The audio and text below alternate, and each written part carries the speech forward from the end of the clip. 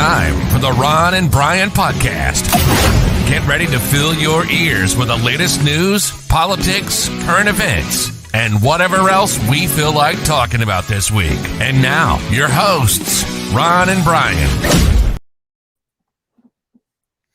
All right, and welcome. Sunday night, 8 o'clock.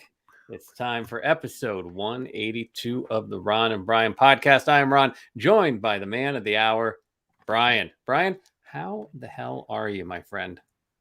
Ron, I'm doing great. It is Sunday night.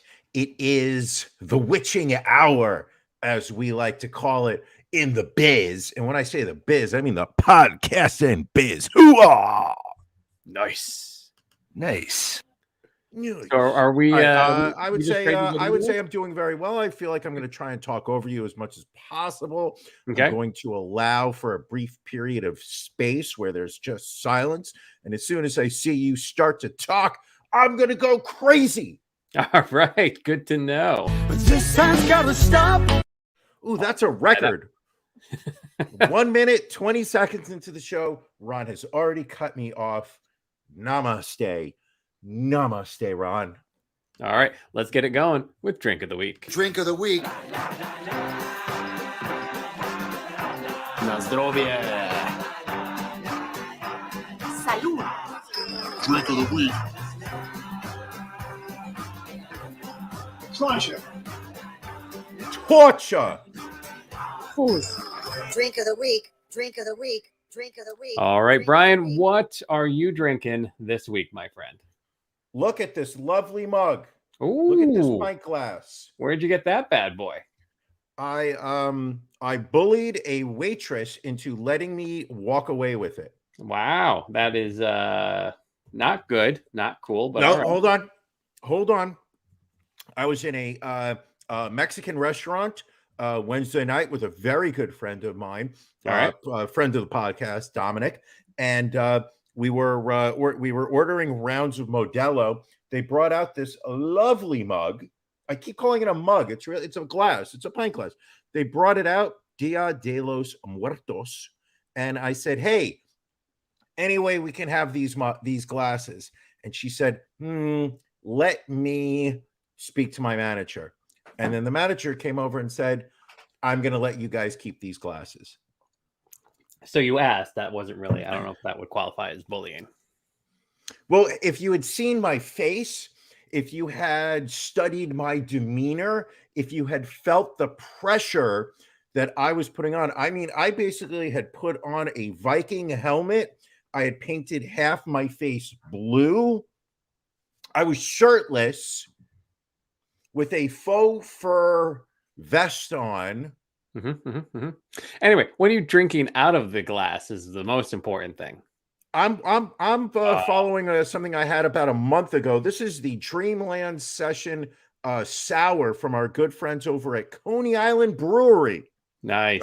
Had this, bought a 6-pack, drank a couple of them. As I'm sure friends of the show are well aware, I am currently working through my inventory as I look to be placing a tap room order in the next couple of weeks, where I'll be getting nothing but lagers, pilsners, and sours. Maybe a nice IPA, or are you staying away from the IPAs for a bit? I want to stay away from the IPAs. I've basically been drinking IPAs for over a year. This pandemic, in the future, when people are looking back through the troubles, the tribulations that we as in humanity went through, they will look my name up and they're going to forget about the early COVID. They're going to forget about the convalescent plasma. They will forget how I was a hero. They're going to remember that I was forced to drink IPAs for 80 consecutive weeks. That's why I moved on to a sour. How is that session sour? If I remember, it's one you like. I fucking love sours, so that's what I'm working on. All right. Ron? Yes, sir. What are you drinking? Ironically enough, I am bringing a sour to the table as well. Drinking local, going very holiday specific. This is from our good friends at Levante Brewing. This is from their Fruit Fetish line. This is their Cranberry Jam fruited, sour, freshly smushed, and perfectly plated. Fruit Fetish Cranberry Jam brings turkey's tangiest side dish to the glass next to your plate. This cranberry sour ale is the latest iteration of the Fruit Fetish family, blending a balanced sour with heaping helpings of cranberry, blackcurrant, blackberry, blueberry, plum, tangerine, cinnamon, allspice, nutmeg, and Brian, your favorite, lactose. That's right. Oh, Closing yeah, it out with lactose. It is clocking in at a solid 6%. Look at that cranberry. that's a pretty color. That Let is me a see here. very This is pretty literally color. my first sip of this beer. Mm. Oh, that's good. You would like this. It's sour, but not too sour. You pucker up a I little like bit. it. I like the color. I like the color. Very, very tasty. So we'll be drinking those. We encourage you to drink along with us. It makes us seem that much more entertaining. But in the meantime, Brian, yes, people are already claiming that Brian is drunk. Always a possibility. Last week, that was my job. This week, maybe that's you. But in the meantime, let's move on to This Week in Racism. This Week in racism. racism. Racism. Not surprisingly, not a ton of racism again this week, Brian. Maybe we have finally nipped it in the bud. Just one page of racism. So let's get right into it. The Marshall Project released a report showing that Black youths make up the majority of kids on the receiving end of police violence, and a striking number of them are girls. They looked at data for 6 large police departments that provided detailed demographic information on use of force incidents and found nearly 4,000 youngsters 17 and under experienced police violence from 2015 through 2020. Of those, more than 2,200 Black boys and almost 800 Black girls were involved in use of force incidents, accounting for more than 75% of the total cases. In Minnesota, Prior Lake Savage area schools and Savage police are investigating a racist video posted by a student that's been shared widely on social media. Over the course of a minute, the video shows a student repeatedly making racist attacks and encouraging a student to end their life.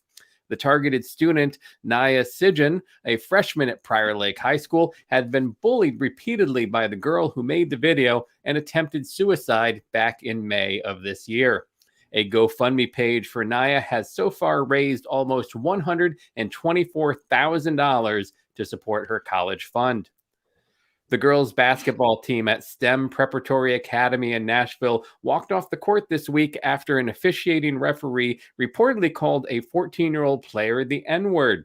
The Tennessee Secondary School Athletic Association is investigating the incident, which occurred on Wednesday night during the game against Smyrna High School.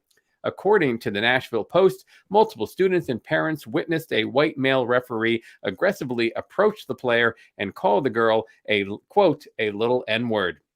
The incident occurs after a STEM player reacts to a hard foul. STEM Prep is calling for the referee to be permanently suspended, and social media users are demanding that the name of the official be released. The investigation into the incident is ongoing, but the TSSAA has reportedly suspended 2 of the STEM players and fined the school $500 after the mother of the offended player came onto the court floor. Clarence Gaillard, a Black man who was stomped on by a white South Carolina police officer, will get a $650,000 payout from the city of Orangeburg. Officer David Lance Dukes was caught on body camera footage stomping Gaillard in the head and yelling at him to get on the ground on July 26. The stomp caused Gaillard to hit his forehead on the pavement. In a statement on Wednesday, the city said that in addition to an apology, Mr. Gaillard would receive the compensation paid by the city's insurance carrier. City officials said that the city would also establish a citizens task force to provide oversight and guidance with regard to interactions between residents and the Orangeburg police. Kevin Gao, a defense attorney for the 3 men who killed Ahmaud Arbery, managed to outrage the general public again on Friday when he called peaceful protests led by Black clergy, quote, a public lynching. He made the comment while arguing for a mistrial over what he called undue influence by the woke mob outside the courthouse. The judge in the case turned down his request. And then finally, a judge found a white Kansas City police officer guilty with the 2019 killing of a black man on his own property.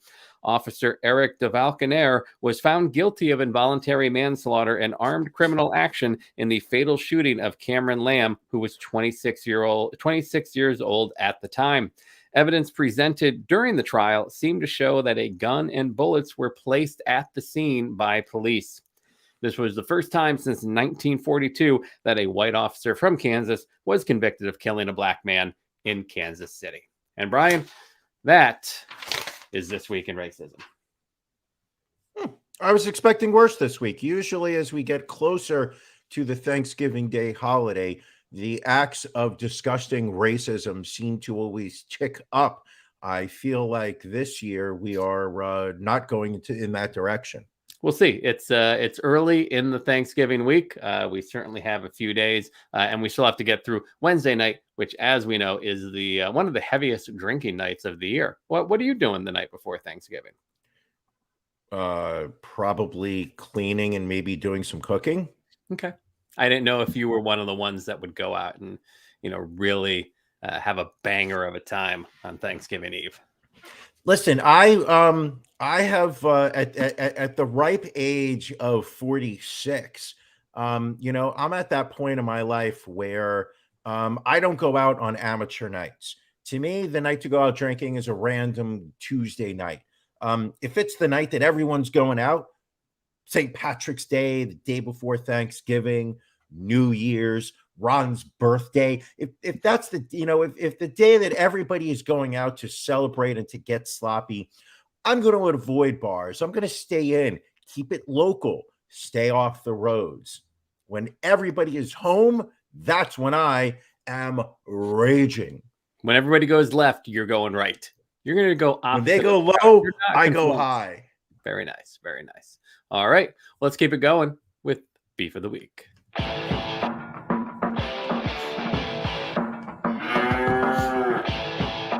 Ron and Brian's Beef of the Week.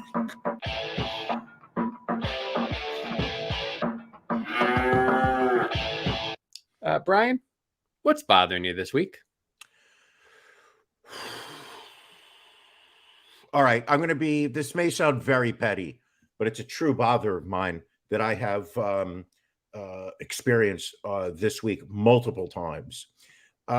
News websites that will not allow me to read the article because there is a pop-up that comes out obstructing my ability to read the article while it's telling me that I need to turn off my ad blocker or I need to sign up as a subscriber to the news website. I think you know that I am what I would consider a current events junkie. So I'm always bouncing back and forth, looking at different articles, trying to get different perspectives.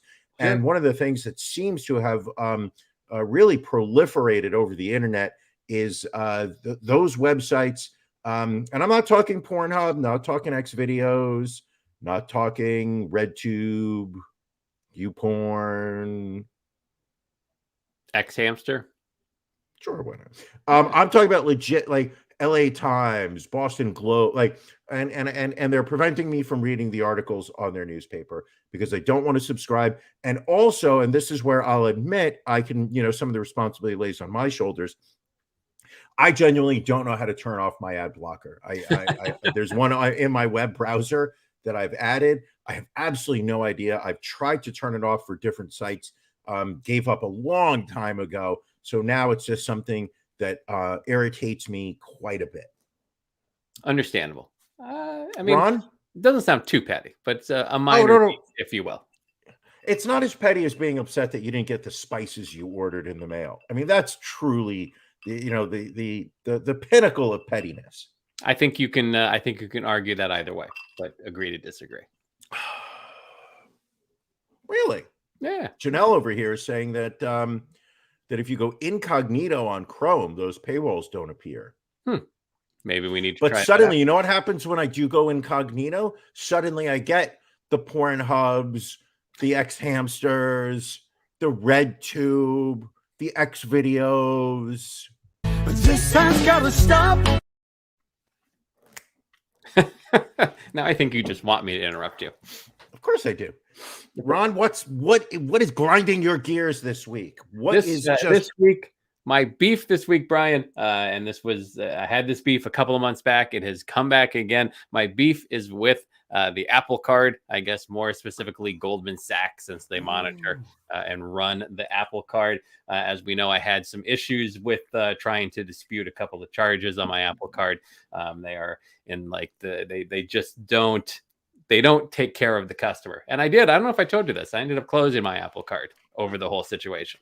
No. Okay, so what happened this past week? Because I saw that you actually had tweeted at them. I did. So I ended up, I closed it, but I still had like an open dispute over something we had ordered online. And it literally, like the post office showed that whoever, whatever was shipped to like somebody's address in my zip code. So like it clearly was a scam. So I get an email. This is now 2 months after the fact. Stating, well, we found in we found in the favor of the merchant that they delivered the product to you, so now you owe us this money. Which, first of all, I'm like, well, I don't have a card with you and I'm never paying you this money. But I reached out and I'm like, how is this possible that I could provide you this information, and showed you what the post office printed out, and they're like, oh, well, we never got that. I'm like, well, I sent it to you on September 2nd. Well, we never got it.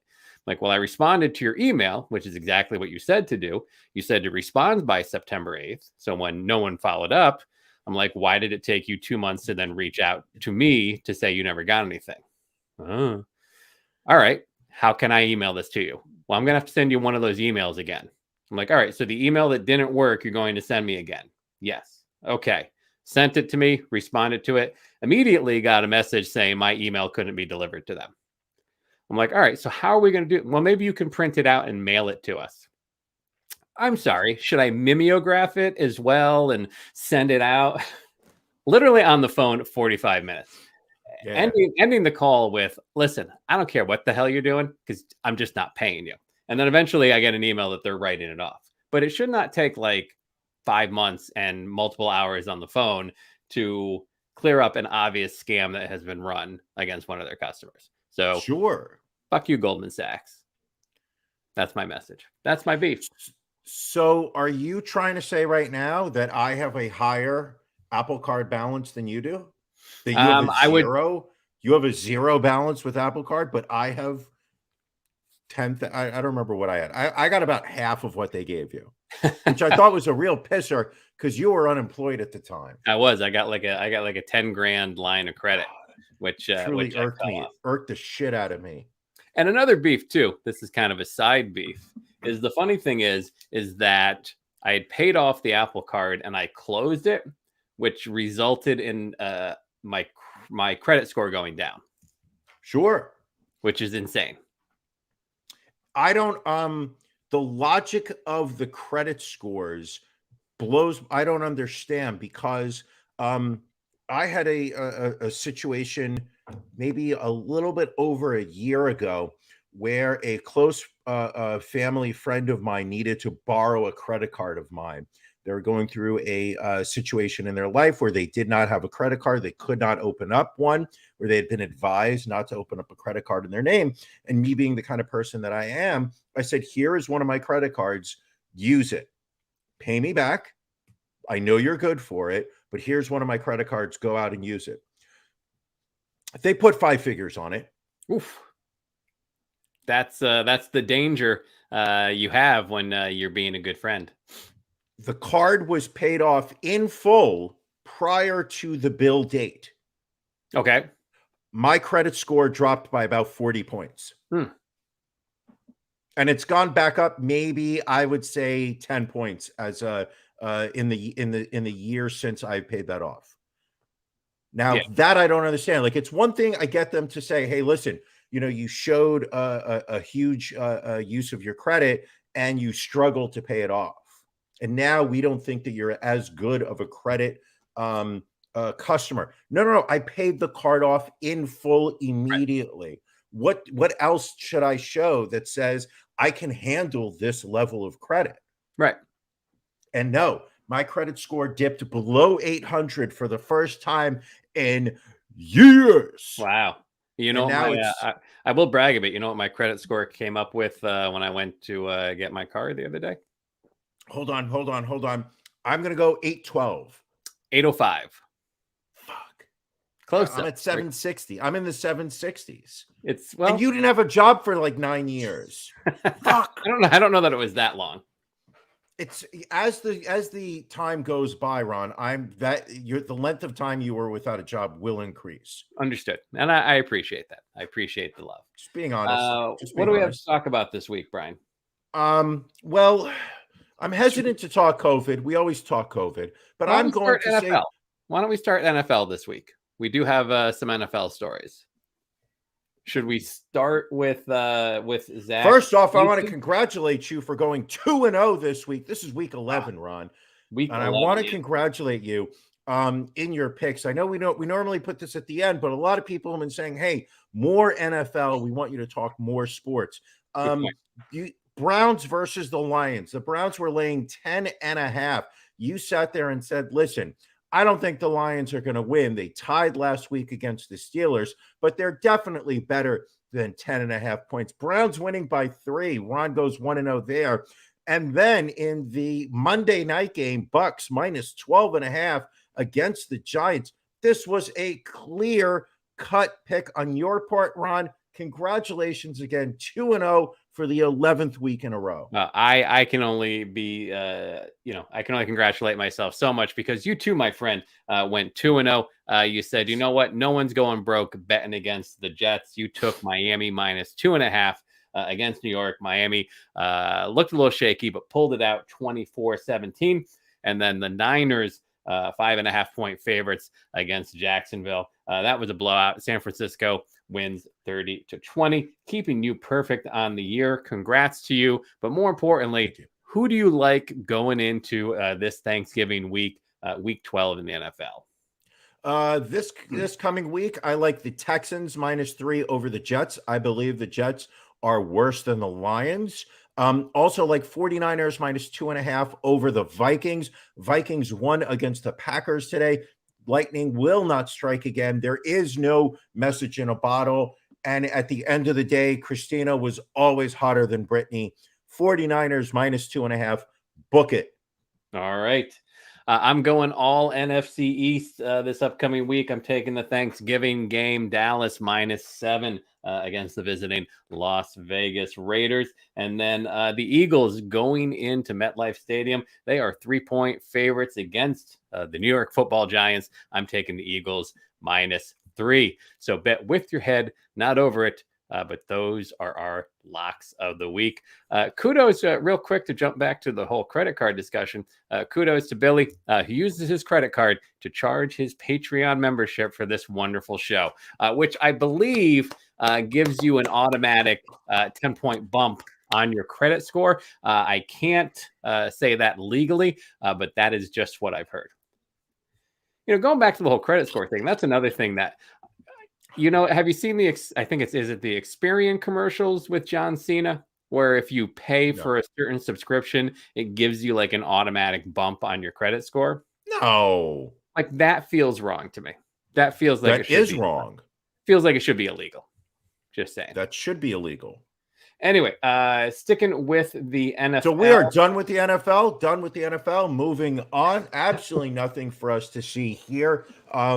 Everybody behaved. All the players are exemplary individuals, productive members of society. Absolutely no out. What?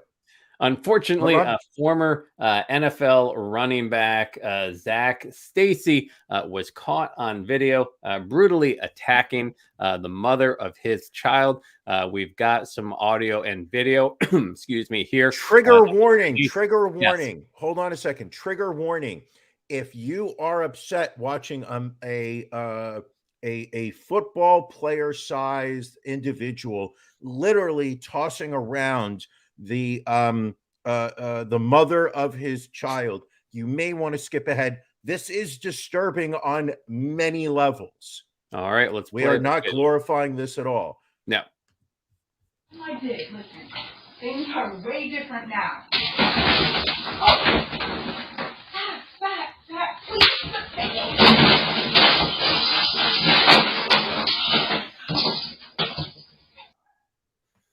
Different camera angle here.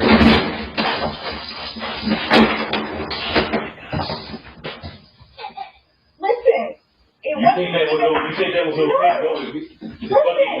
Now I do not. Please.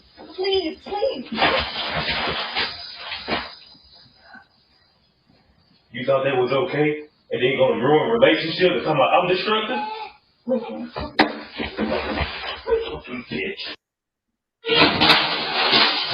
God, please. I love you, Coops. Oh my God.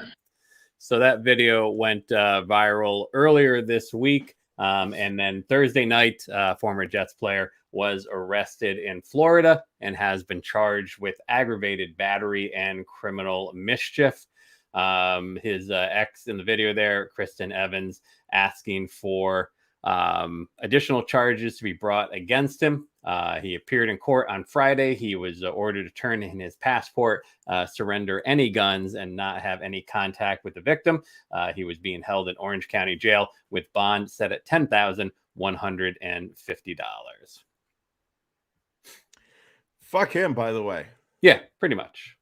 I mean, he appeared to be multiple in terms of being physically larger than her, throwing her around while his child is mere feet away. Fuck him. You don't do that. All I'm glad at, if you have to look back on it, I'm glad that there were multiple cameras in that residence. Apparently somebody thought that there was a reason to record that room. I don't know if this was the reason for it. I'm certainly glad that it was recorded. I'm certainly glad that people can see that this is what this is the face of domestic abuse. Right.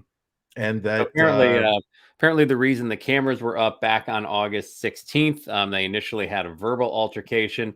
This led to an incident on September 26th where Stacey allegedly hit Evans in the face with a handful of mail. And then back in October, Evans had filed a police report after Stacey allegedly slapped her while she was holding their son. So obviously, because of these instances, she installed these cameras to capture this most recent attack. So when did the most recent attack occur? Prior to this one, it was in October. No. This one. Oh, this one was, I believe, earlier last week. If I recall. No, I wanted to know, is this like in real time, or was this something that took place months ago and we're just hearing about it now? No, this is recent. So by the way, he's already out on bail. Did he make it? I mean, it was a pretty. It was a ludicrously low amount of bail. $10,000 is not, right, especially for a former NFL player. $10,000 is not a significant amount of money to have to post to get out. I posted $10,000 bail when my ex tried to kill me. That is very true. Now, technically, we don't know that she tried to kill you. She only threw a steak knife at your back. You know what? Allegedly, she tried to kill me. What we do know is that she threw a steak knife at me from across the room, striking me in the back, drawing blood. That we can confirm. What else happened this week, Brian? What else happened, Brian? The House of Representatives censored Representative Paul Gosar for posting an anime clip that showed him killing AOC. We were gonna play the clip. It is basically a minute and a half of absolute nonsense, anime nonsense. It is. You know what we'll do? We'll post a link on the website after the show, so if people have not seen it, it literally is one of those South Park mocking anime videos that Trey and Matt would pull off, but somebody has superimposed this guy's face on one of the anime characters and superimposed various Democrat faces, and the Republican congressman goes around killing all these people. It's terrible. And I don't mean morally. I mean just like it's unwatchable. Right. Anyone who has the amount of time to spend, it's a waste. It's not very good. It's not. It literally seems to have been created by somebody who's batshit insane.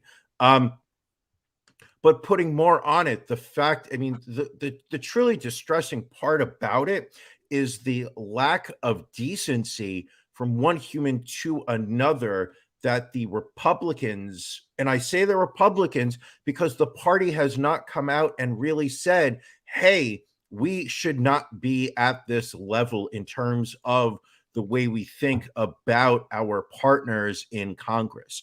I mean, it now has become this how do I it's become like this battle of ideologies where you're no longer looking at the other side as human beings who had parents and lived a life and have children who want a better world. It literally has become this messaging on the part of the Republican. Now, keep in mind, I don't like the Democrats. I think the Democrats are just, they are useless as a governing party. But the fact that the Republicans are so wedded to the ideology of we are the victims and we need to stand up and fight and whatnot, when the truth of the matter is nobody fucking gives a shit about this nonsense. And the fact that instead of someone saying like, this is a terrible fucking video, you've got a congressman who's looking at it and being like, I'm going to retweet this to all my fans and this is cool. And then when someone says like, why are you encouraging the conversation of you murdering your Congress, your other people in Congress, instead of just being like, well, you know, all right, it was kind of silly. You want to, they stand as if they've been victimized with taking this moral stand of like, you know, like I need to be supported, and it's just fucking nonsense at this point. Well, and it's, you know, it's very telling, I think, that only 2 Republicans voted along with the Democrats to censure Gosar, Adam Kinzinger, and Liz Cheney. The only other one that kind of broke was David Joyce, a Republican from Ohio, who voted present instead of voting either way. And keep in mind, these are sorry to cut you off. These are the same fuckers that went after Kathy Griffith 3 years ago when she was holding up a head of Donald Trump covered in blood. The Republicans went after her like the world had come to a screeching halt and this woman needed to be burned at the stake. Had they acted at that time of, yeah, this is really fucking stupid and it's, you know, somebody, you know, this is beneath you, then I understand their behavior right now. Right. But it literally is just this, what's good for me is good for me, and I will come after you for the exact same thing. And it's just another example of how I constantly am losing respect for the people that are so-called representatives in this government. So the censure that was passed publicly condemns Gosar, but more importantly, strips him of his seats on the natural resources and oversight and reform committees. So he basically really doesn't serve a purpose other than just being a lockstep vote for the right wing. This has got to stop. And also, I don't know if you saw it, prior to this happening, the Wisconsin GOP had passed a resolution that they're not going to any longer acknowledge Liz Cheney as a member of the GOP because of her continued comments against former President Trump. Now, is she even from Wisconsin? She is there. Yeah, she's their representative. I thought she was Wyoming. Maybe it's Wyoming. I could have it backwards. I don't know. You know what? State she's from, she's been disavowed by her GOP. This is the part that really irks me and really upsets me, is that we have a representative government. We do not have a democracy. It is not majority rule in this country. We have a representative government, and the people who are representing us are openly not representing the American people. The American people are we are a moderate, middle of the road country. We are not absolute progressives. We are not right-wing conservatives. We are moderate. We do, and the fact is that the 2 parties in this country have literally divided away from the middle and fled to the extremes, thinking that this is what. Careful there. Oh my God. Did the GOP just poison you for your rhetoric? Or maybe it was the progressives. We'll never know. All right, that was my point. I'll let you go, Ron. Understood. I'm going to go hack up a lung. But anyway, so what else do we have to talk about this week, Brian? If you've gotten your speaking voice back, I have a very important question for you. What are you watching? Ooh, okay. Tiger King season 2 came out this week. 5 exciting episodes. We go back into the story of Joe Exotic, of Carol Baskins, of discarded, expired Walmart meat. We go back to the cages, back to the cats. I'm not going to hit the song. I'm just going to wait and hear what you have to say. I'm on the 3rd episode of the 5. Okay. I have yet to find myself entertained in any way. It's amazing how a year ago, granted, we were all home, we were starving for entertainment. Tiger King came out and had the country captivated.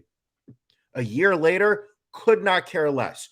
Joe Exotic is in jail. We're now investigating the Don Lewis, who was Carol's first husband, and his disappearance. And I literally could care less about any of these people. So to sit there and say that I am not about the Tiger King, I still have one Lager King, which I'm saving for a special occasion. Well, I was going to save it for Tiger King 2, but this is just fucking god awful. So I'm not under any circumstances going to celebrate Tiger King season 2. It's god awful. Also, went back into Showtime for the first time in seemingly years, even though I pay for it every month, and started watching Dexter, New Blood. We go back into the story of Dexter. We have fast forwarded 10 plus years. He's now living in somewhere like in Alaska, maybe Canada, upstate, under an assumed name. And the question is, will his dark passenger follow him and cause him to continue to commit murders? Spoiler alert! Yes. So I watched the first 2 episodes of the new season. Absolutely. If you like the original Dexter, I would say give it a shot. It's very similar, except that instead of taking place in Miami, it's now taking place in the Great North. Got it. So Ron? would you recommend? Oh, yeah, I would recommend it. Ronnie? Yes. Ronnie B? Yes. What are you watching? Also watched the first couple episodes of Tiger King 2. And we'll back you up there. Not overly entertaining this time around. No. If anything, it's just a widening group of really horrible people trying to make money off of this whole situation. Yeah. What else? I tried watching a new docuseries on Hulu called The Curse of Von Dutch. A brand to die for. I remember the Von Dutch hats and clothing line and all that. It was very popular for a very short period of time. Yes. When trucker hat caps really started to become popular. Yep. Tried to get into it. The first episode was very slow. Second episode just really dragged on. It's supposed to be a murder mystery. It's only 3 episodes. I got through 1.5 and there was still no real murder. So not really sure. So you couldn't even tell me why the documentary exists. Yeah, I'm still not sure what the point of it is. So did not enjoy that. What else did I watch? Oh, I tried to watch King Richard on HBO Max. That's the new movie with Will Smith telling the story of Richard Williams, the father of Venus and Serena Williams. Good, but not like great. Oh. It was interesting, but again, I don't know. It just didn't have the hook. I mean, one thing I will say, Ron, do you think you would like that movie better if the kids were white? I don't think that would be the case. So it's not a racial thing, is what you're saying. It is not a racial thing. It's just but one thing I will not say, into it. what it reminded me of, because I've been a big tennis fan over the years. It did remind me how, back when Venus first came onto the scene, because she was the one that really hit the pro circuit first. Like the sports media really did everything in their power to demonize Richard Williams because of, he did. I mean, he trained the girls hard. He had a goal from them from literally before birth that they were going to win Wimbledon multiple times. They were going to be professional tennis players. And they made him out to be this Svengali child abuser type individual. But I think the movie kind of shines a light onto how he was a very driven father, but the children were just as driven. And obviously, I don't think, Venus is obviously a great tennis player. Serena is probably the greatest female tennis player to ever play the game. They had to have some desire to get there themselves. So it was interesting from that point, kind of seeing a story that the media didn't put out back when he was first, became a name when Venus became a pro. Now, how do you think this differs from the Tiger Woods documentary, where it was another story about a child prodigy whose parents pushed them incredibly hard to become a great sports athlete? Because when I saw the preview for this movie, I sat there and said, this feels like the tennis version in a movie form of the documentary about Tiger Woods. That was I think on. It was a little bit HBO. different in that it really did focus on, I mean, yes, it does show, Serena and Venus, but it really does show, Richard Williams and him literally going to every, major pro coach out there trying to, get them to take on his daughters to train for no cost. I mean, really, it showed his drive more than anything else. So basically what you're saying is this is a story about two of the most dominant female tennis players that have ever lived, who came from the same household, and they made a movie about it where it's about their male parent figure. I mean, I guess you can look at it that way. Yes. That's what I'm hearing you say, is that instead of making it a story about the struggle and overcoming of inherent sexism and racism in the tennis world by two women, this is a movie about the man who pushed them forward. It is. And I'm sorry, I will not subscribe to that nonsense. I will not be part of that mansplaining. No, I already used that word. All right. Fuck. I feel like I had a potential role there. I feel like I had the opportunity to really make a point, and I just didn't. I also on Netflix I watched Tick Tick Boom, the movie about Jonathan Larson, the man who wrote the musical Rent. Kind of talking about his initial musical that he wrote and attempted to try and get made. Actually very good. If you are a fan of The Great White Way, as we are, we're big Show Tunes fans. I would recommend it. Very well done. And I am craving a Broadway show. It's been so long, There you go. This pandemic has just robbed me of the ability to spend $100 on something while I sit in a seat that is way too small for my hips.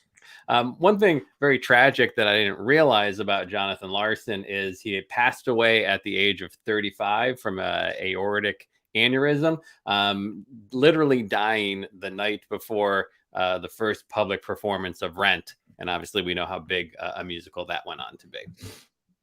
Was it big? It was huge. Won 15 Tonys, I think. I mean, I think it's still running on Broadway right now. Never heard of it. Rent? You never heard of Rent. You never heard of Rent, the musical. I find this extremely hard to believe.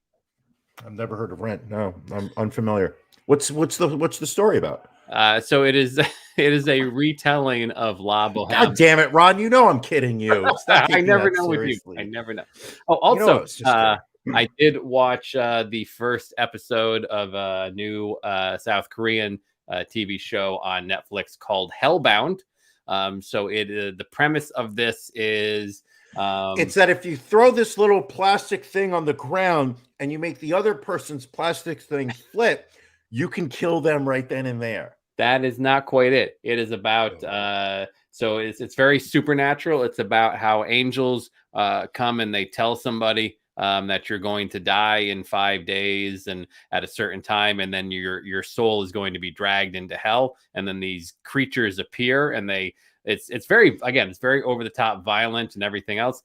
Only in the first episode, but very interesting so far. Now, I believe, and I have heard of the show, I believe in the second episode, they play tug of war to the death. The third episode, they have to lick these little pieces of sugar cookies that have been created in the form of a geometric There we shape. go. So interesting point from Billy. I watch a lot of TV. Are we sure he actually has a job? Listen, we are one, screw you. Number two, we're getting into that time of year where it's it's a little chilly to be outside. So it's good to be inside and watching a little TV. I'd like to say I can light a fire, but the chimney's got some issues. That actually should have been my beef of the week. What's the issues? Apparently there's some cracks in the flue tiles. The guy was a little bit surprised that we hadn't had a chimney fire. It was a little, so we have to get the chimney relined. Gonna be a little pricey. That's a mighty white complaint of yours. Well, there's some chips in the flue. Question. When is the next Marvel thing coming out? I feel like we're overdue for like a Marvel show or a. The last thing I watched was comes out. The first 2 episodes of Hawkeye come out on Disney Plus on the 24th. So that is what, Wednesday? And I will say, wait a second, it's coming out this month on this week. This week on Disney Plus, and we're gonna watch it and review it for next Sunday. We can. I will have to say, and I was not excited about the Hawkeye series, but in seeing the previews, it looks like it could potentially be good. Could be very action packed. And if you could remind me, who's Hawkeye? Jeremy Renner. Incredible musician, incredible musician. One of the greatest albums that came out in the year 2019. But who is the actual character Hawkeye? What is the backstory? I shoot blanks. Janelle asking me if I've seen Eternals. I haven't seen Eternals yet. Is that on HBO Max? I feel like no. No, isn't that what they're charging extra for? I thought that was on just in the theaters. Well, I haven't seen Eternals. Either way, I need to catch that. And as Billy points out, Spider-Man is next month. Spider-Man looks very good. So now, is that a movie or is that a TV series? Those are both movies. Oh, so it's just like 2 hours and then we can move on. Yeah, exactly. Now, is Thanos in Eternal? I believe he is mentioned. I don't believe he is actually in the movie, though. And I will not watch it. But the last the 10 Rings Marvel movie, that's available on Disney Plus now. 10 Rings? What is that? I don't know that you need to see that one. That's the Asian one where the guy's got the rings that are like he's fisting, like he is fisting like anuses, and they like fill up his arm. I guess you could put it that way. Yes. All right. In the meantime, I think we've gone long enough without having some COVID talk, Brian. So why don't we start off our COVID segment with our Dead Anti-Vaxxer of the week. Dead Anti-Vaxxer of the week.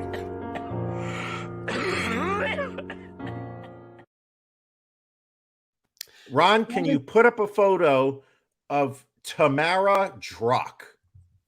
There you go. Look at that lovely that photo. Looks like a wedding photo. They appear to be near an ocean. The sunset behind them. I would love to say that there is a happy ending for this couple. And the only way that it's happy is if this woman was able to get her hands on some ivermectin, because you're looking at Tamara Drock and her husband, Ryan. Tamara is a teacher in Palm Beach Gardens, Florida. Go figure, Florida.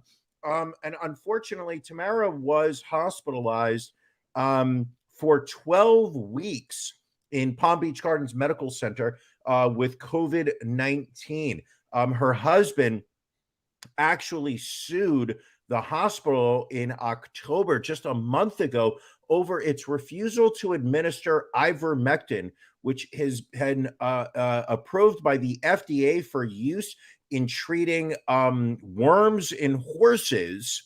Somehow, her husband Ryan felt that that was going to save this woman from her hospitalization and symptoms of COVID-19. The hospital refused because it's not approved by the FDA. Unfortunately, Tamara's symptoms only grew worse, passing away at the age of 47 just recently.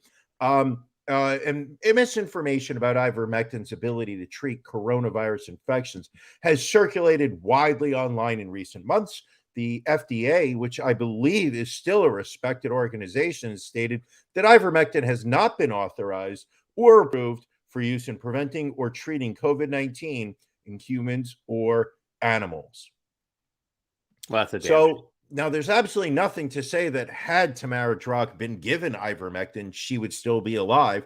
What we do know is that the odds of her existence on this planet right now in a non-alive corpse would have been drastically improved had she gotten one of the vaccines, the Johnson & Johnson vaccine, the Pfizer vaccine, The silver, the Moderna vaccine. the gold standard. 3 shots, bitches. I got 3 shots of Moderna flowing through this body. Oh, yeah. All right. Well, Brian, if I do may. you have a better COVID anti-vaxxer of the week?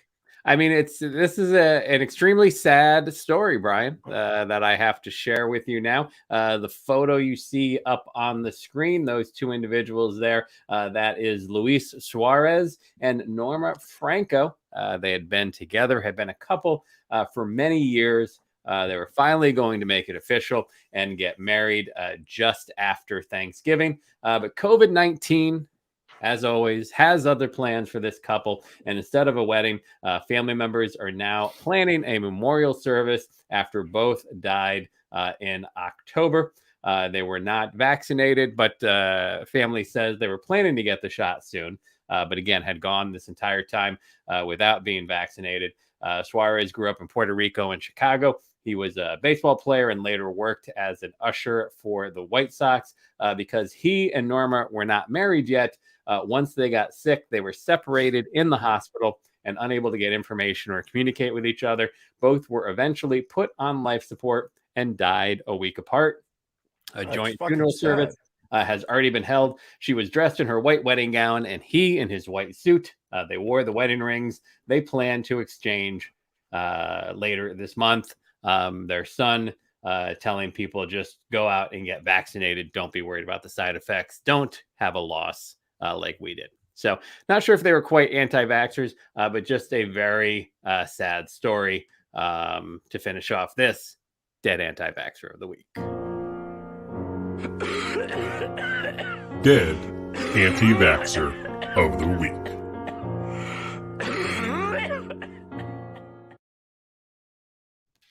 And like you talked about booster shots, Brian, this week, the FDA has authorized both Pfizer and Moderna boosters for all adults.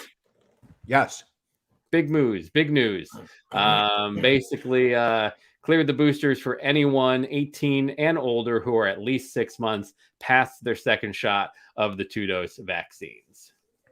The important part here, if you really want to think about it, is that this is an opportunity for people who got Johnson & Johnson and Pfizer to go out and get their hands on some of the greatest substance known to mankind, which is the Moderna vaccine. The gold standard. Damn right, that's the gold standard. So if you went out and got the bronze standard or the silver standard, this is your ability to go out there and say, I want high 90s efficacy. I want to be protected. I do not want to go to the hospital. I do not want to be featured on the Ron and Brian podcast as a dead anti-vaxxer of the week. I want to live. I want to be alive. I want to be around to watch Representative Gosar Wasn't that one of the characters in the original Ghostbusters? Gosar? That was Ghostbusters 2. Gosar the Gozarian. Ugh. Close. Scary that you would get that correct, or you're just completely bullshitting me. And either way, Ron, I will follow you to the end of the earth. And I'm not even a flat earther. Go figure. Ron, do we have anything else? Maybe an EMT who had a crazy week? An EMT who had a crazy week. What EMT would that be? Oh, I believe we are talking about our good friend in the I believe his name was no, we don't have it. It's not in the article. Where's the article about the MT, the paramedic who crashed his ambulance, killing the patient inside, ran out to grab an Uber after he was drinking beer and smoking pot before the crash. I don't think that they released. Oh, we're talking, but the patient who's been identified as Wilton Thomason, age 66, did die at the scene of the crash. The paramedic driver, Kevin McCorvey, 34, and a second female paramedic tried to leave the crash site right after it happened. And as in other words, before, I don't know that Uber is an effective getaway vehicle. No, it's terrible. Gotta wait to get there. If you are a paramedic or an EMT and you're on the job, you're driving an ambulance, don't smoke weed, don't drink, and don't drive and don't work. Stay home. Don't do any of those things. You jumped off if you had said to me 2 months ago, Brian, did you ever think you were going to have to sit there and tell EMT drivers not to smoke pot or get drunk while on the job? I would have said no, Ron. I never think that that's going to be necessary. All right. You jumped off of COVID, but I did want to discuss this one story about this couple, Richard Avazian and his wife, Marietta Terabellian, who apparently defrauded a COVID relief fund for millions of dollars. I think, hold on a second. They carried out a scheme to steal more than $20 million in relief funds intended for small businesses during the pandemic. So what did they decide to do? Cut off their electronic tracking bracelets, flee their California home, and leave behind their 3 teenage children, ages 13, 15, and 16. Jesus. Saying, well, we've got $20 million. Peace out. The note said, we will be together again one day. This is not a goodbye, but a brief break from each other. So this was actually back in late August, and the couple still has not been found. Jesus. Also, thoughts and prayers, not normally I would say that facetiously. Thoughts and prayers are going out to the people of Wisconsin specifically, and I'm going to butcher this name, Waukesha, Wisconsin. There was a holiday party earlier today, a holiday parade, excuse me, when a red maroon SUV blew past police barricades, plowed into a group of people who were marching in the parade. As of right now, 1 person is dead, 20 are injured. Police are reporting that they expect those numbers to go higher. So thoughts and prayers go out to those people. I hope they catch the driver, and I hope they are put through the legal system in a more strenuous manner than Kyle Rittenhouse received. Even though I'm conflicted about Kyle Rittenhouse. And why are you conflicted about Kyle Rittenhouse? We weren't going to talk about Kyle, but if you want to bring him up, let's talk. I feel like the videos do show that he was being attacked. Okay. I do feel that in that moment, in that absolute clip moment, that he was defending himself. I also believe that his actions absolutely brought on the moment where he was being attacked. You mean the fact that he left the state that he lived in and had his mother drive him to an entirely different state while carrying yes. He was probably 20 minutes away from Kenosha, happened to have been in another state. I understand the significance you're saying of interstate travel. I get it. But I feel like he absolutely, had he stayed home that day, this would not have happened. Exactly. had he not decided that it would have been cool at 17 to walk around and open carry a assault rifle.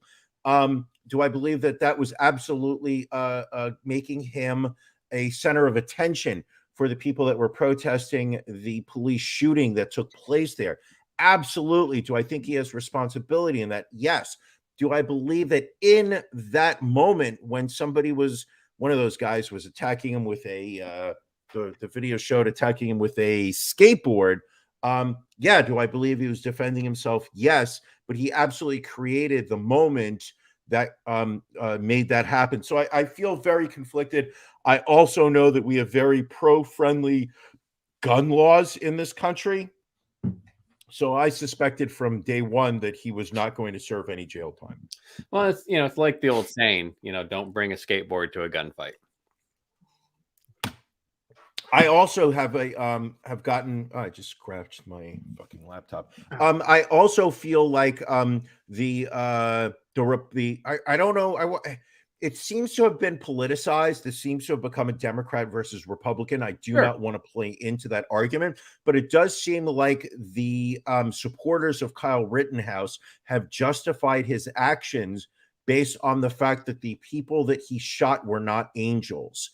And I find that really an interesting, repetitive stance that a lot of people take, which is that in the moment of whatever type of criminal action is happening, the previous history of that person, regardless of whether it is known by the people, you know, it at that time. That decides whether it was a justifiable action or not. The fact that one of these protesters was a convicted child abuser, somehow it's okay what Rittenhouse did because that's what this person had done in the past. And they only know that because after the fact, but as if Kyle Rittenhouse didn't, you know, was widely aware and that it was his job to provide justice. Right, and that's the that I don't understand. That gets spun by the media at times. I don't understand that logic. That because these people were convicted of a crime previously, that it's suddenly okay for Kyle to just go on his own and just shoot these people. And I'm not saying they're good people. I'm saying that what these people did is not the point. Maybe society is better that these people are dead, but what I'm saying is, in that moment, this kid absolutely, in my opinion, took several steps that increased the likelihood of gunfire. Yes, agreed. And our legal system is not going to hold him responsible. Well, and it also seemed like I mean, I don't want to say the judge necessarily had a bias in the case, but I think you can say absolutely the judge had a bias in that case. He certainly had some very unusual behavior. So I mean, what are you saying? What are the odds are that the judge from the Rittenhouse case will be appearing at the next CPAC convention? Oh, absolutely. But I'm going to say this to you. I did not think there was anything strange, and it was something that a lot of people seem to have seized upon. I did not think it was strange that Rittenhouse was able to help randomly select the people that were going to be determined alternates in the jury, thereby identifying the 12 jurors that were going to be. It seemed like a purely random activity, and I believe that that's way better than somebody a judge just deciding 12 people. But I guess maybe the actual defendant, like I get, you know, they do little ball cage to pick the jurors. You don't find it a little unusual to have the actual defendant pull the numbers? He is on trial. I think of anybody, it should be his responsibility to say, I'm the one rolling the dice with the jury trial. Because I refused to plea bargain. Therefore, I think it should be in his hands to make that selection. All right. I really do believe that. That's fair. That's fair. I'm not going to argue with you. Now, Brian, you are, if I remember from our college days, a huge Marilyn Manson fan, correct? Huge. So now, apparently, new report from Rolling Stone, he's been accused of sexual abuse. Now, apparently, he had such a grip on the women he dated that he would lock them in a soundproof room in his West Hollywood apartment in his music studio there, which he referred to as the bad girls room, where he banished his girlfriends and punished them for hours over, quote, tiny perceived transgressions. Okay. Are we saying that Marilyn Manson's a piece of shit? He is. Are we saying that, yeah, that's really where it ends. Marilyn Manson's a piece of shit. I believe he also advertised who he was. I think the stories that we are seeing come out about him of late are I hate to say it, and I'm not trying. I do not want to victim blame, because it sounds like what he did to a lot of these women was absolutely fucking terrible. But dude, did he come out and advertise that this is what he was and what his proclivities were? What, like, the idea that a Marilyn Manson liked to use a electric prod? I'm not shocked. If I was a woman that cared about my physical safety, would I get naked in bed with Marilyn Manson? Absolutely not. Right. Regardless of whether it was Antichrist superstar Marilyn Manson or Kanye West Sunday service Marilyn Manson or Brian Warner. Because let's be honest, Brian Warner really is who we're talking about. That's very true. Very true. Well, obviously, he's got some court cases coming up regarding the accusations, so we will see how that plays out. Another good point is from Dom, just to kind of go back to the Kyle Rittenhouse. Yeah, the guy from CNBC following the 3 bus back to the hotel, absolutely ridiculous. Just very, very. I mean, will not argue that the judge was right in banning CNBC from the courtroom at that point. I've said it before. I'll say it again. MSNBC is just as fucking bad as Fox News. Sure. They are just on the other side of the spectrum. They're both propaganda. They are both opinion. And under no circumstances should they be confused with news reporting. All right. Anything else we have? I mean, we've done a lot. We've said a lot. We've pushed a lot, but we have a lot more to get to. Unfortunately, we're going to have to get to it during our Patreon, our After Dark, which we are going to be starting in about 23 minutes. If you are watching live right now, the podcast is going to end. We've done an hour, a little bit over an hour, actually. And one of the things that we said early on, Ron and I agreed, we were 100% on the same page. This podcast will always be free. We are never going to charge for access to our podcast. At the same time, there are certain things that we're not necessarily comfortable putting out to the masses, things that were a little bit more personal to us. There's some types of stories that we can't talk about on YouTube. YouTube will literally shut us down. They'll demonetize us. They will shadow ban our podcast. So what do? We have gone onto Patreon. We have created an account there. Every week at 9:30 on Sundays, we do a special After Dark, we call it. It's where things get a little saucy, a little spicy. Ron drinks high alcohol content beers during the podcast. That's when loose lips start to sink ships. That's when Brian's use of this glass filled with whiskey starts to pay off. Nice. And also, it's a place where you can help us offset some of the costs for this podcast. Every time you see this banner pop up and scroll through the bottom of the screen, 75 cents we have to pay StreamYard. Does it get outrageous after a while? Absolutely. Do we have a workaround? No. So what do? We've created a way where people can help support the show. It's our Patreon. Go to our website, ronandbrianpodcast.com. Click the button on the upper right-hand corner where it says Become a Patron. Sign up. There are multiple levels of support. You can do $5 a month. $5 a month, literally a cup of coffee at Starbucks. Not expensive. $10 level gets you the ability to stream live. We send out the link every week. Then we do have a 15, 35, a 50. I mean, it depends how your generosity really ramps up helps. To however much you want to give us. We appreciate anything that people are going to do to support the show. We appreciate it. And as we are speaking now, time is ticking. We need to go prepare. One of the other things before we go that we like to do, and it's coming up not today, but a week from today, is what we like to call our After Dark Pajama Party, where we do our After Dark. We invite all of our patrons at the silver or higher level to come on and join us for the show. We play some type of game and activity. Somehow we do a once a month, we do Can You Beat Ron, where our patrons come on. And if you can beat Ron in whatever the game we are playing, you get to name the charity. We contribute $25 towards it. It is fun. It's the highlight of my After Dark month. I feel like I'm rambling, but I cannot speak about something as passionately as After Dark in any less than the manner I have just done. I appreciate anybody who opens their wallet to help support the show. Those who do not want to, I know times are tight. I know that everyone's financial situation is different. I know inflation is going up. Let's go, Brandon.